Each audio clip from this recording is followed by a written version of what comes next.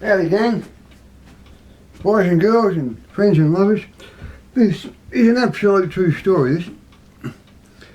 About 35 years ago, I did a job for a bloke. It was actually a foreigner. I was doing it in my working hours. And so I do the job, and when I let him know it's ready to pick up. So he rocks along, pays me in cash. And as he walking out the door, he turns around, spins on a dime, and he says to me, "Peter, would you like me to rehandle your hammers?" I thought to myself, well, nothing wrong with my hammers, or so I thought. Now, of course, I don't know what happens in other countries, but this was in the bush in Australia, and you just wouldn't say no to a bushie. An old bushie, they had just respect. The carpet rolled out. So I said, yeah, no problems, mate. So over a period of time, he'd come and get one and take them away and come back. And then in the end, this is the working set that I finished up with that he replaced, just because I'd put myself out for him. This timber, this is hand hewn Australian mountain tea tree, and he got the wood from the mountain tea tree on the snow line above Marysville in Victoria.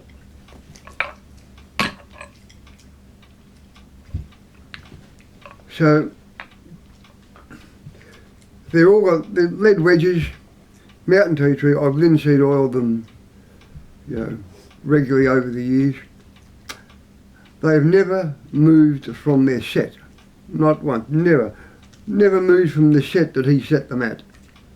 Just fantastic. Hand hewn for shape, weight, balance. And where I said in my introduction at the beginning, I hope you've had something like this, because you won't go down your local hardware and buy this or anything like it. See, when I picked this up, this is, although the pattern is called a cobbler's pattern, but I've only ever used it as a flanging hammer. So when I grip it, when I pick it up, I got a broken shoulder at the moment. When I pick it up and I grip it, it grips me back. And unless you experience it, it's hard to visualise. But a hammer, you pick it up and you're holding it.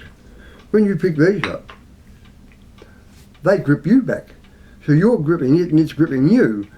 And it results in this phenomenon, again, which is hard to describe, but the end of this arm ends at my hand. When I pick up one of these,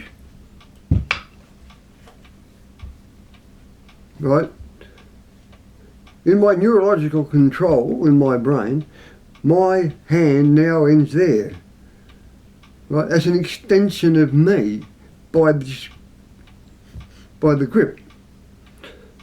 It has other peculiar characteristics too.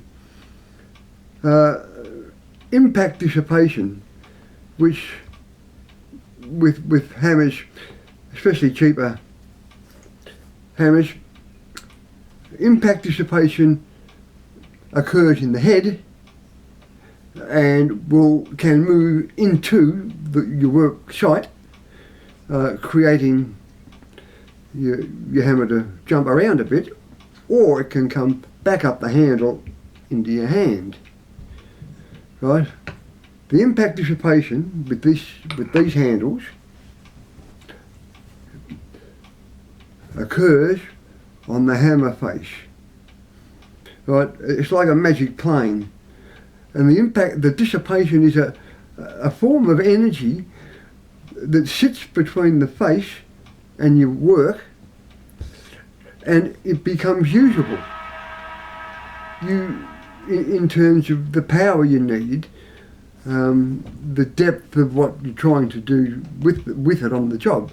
It becomes, the dissipation becomes a usable energy. Another one, hard to understand, to comprehend unless you've had it. It's just fantastic. All these little tricks and action things that, and this is all the knowledge that you learn that you lose when the old blokes die, when they pass on and go to the big sheet metal shop in the sky. But these things are a work of art.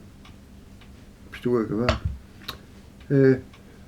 For you blokes, you know, who will know who 16 gauge stainless steel, you know, it's a harder bit of metal to work manually. I have cold flanged 16 gauge stainless steel with this and a dolly many times. It just, these are just stunning. And just interesting while we're here, not one you see all the time. It's got the vertical peen on it rather than the horizontal cross peen. Man, interesting stuff. Anyway, that's the story about this magic set of hammers. Cheers to everybody.